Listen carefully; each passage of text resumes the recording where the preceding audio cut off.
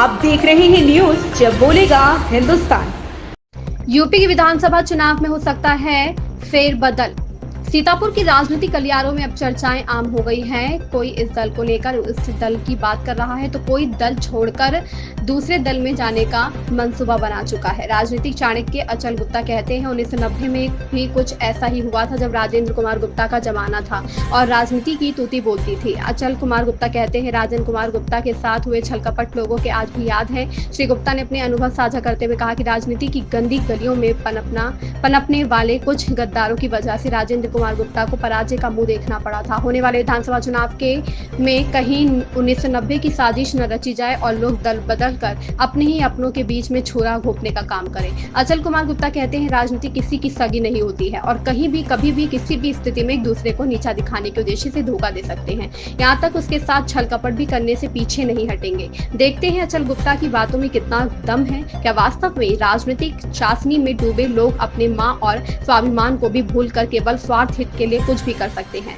उत्तर प्रदेश के जनपद सीतापुर जिले से जब बोलेगा हिंदुस्तान संवाददाता सिद्ध गोपाल गुप्ता की रिपोर्ट। हमारी वीडियो आपको कैसा लगा? यदि पसंद आया हो तो चैनल को सब्सक्राइब, लाइक और शेयर करें। सिद्ध गोपाल गुप्ता की रिपोर्ट।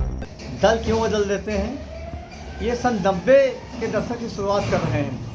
हमारे राजेंद्र गुप्ता जी उस समय विधायक थे और राधे श्याम जायसवाल जी थे उस समय चेयरमैन बने थे। राजेंद्र गुप्ता जी ने चेयरमैन बनाया था भारतीय जनता पार्टी से। मगर कुछ नेताओं के नाम नहीं लेंगे।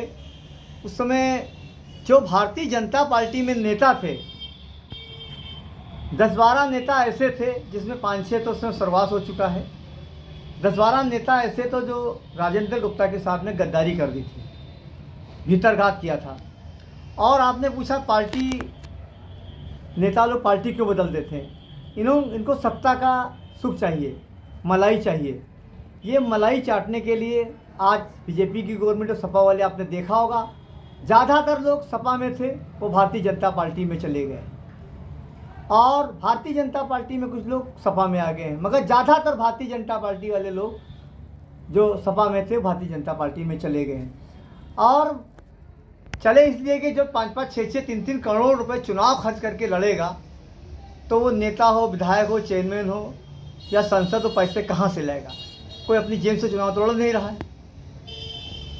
क्या लगता है आपको कि इस बार 2027 में कुछ पार्टियां छोड़ के लोग भागेंगे या पार्टियों में जाएंगे? भागेंगे भी, जाएंगे भी, को टिकट बिकेंगे भी।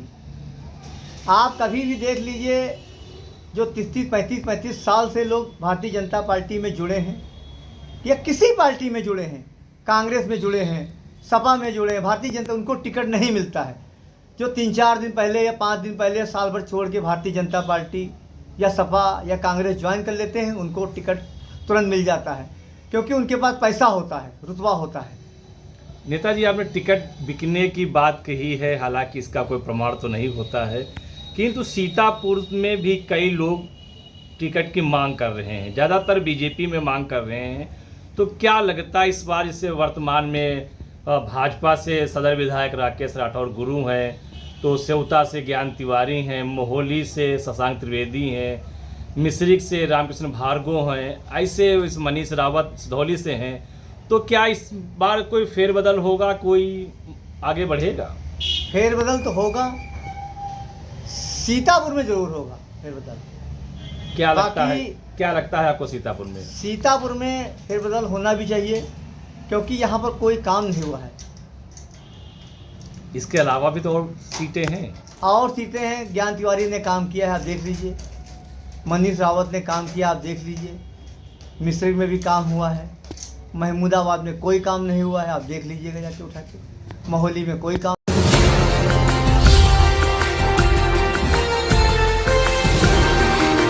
आप देख रहे हैं न्यूज जब बोलेगा हिंदुस्तान।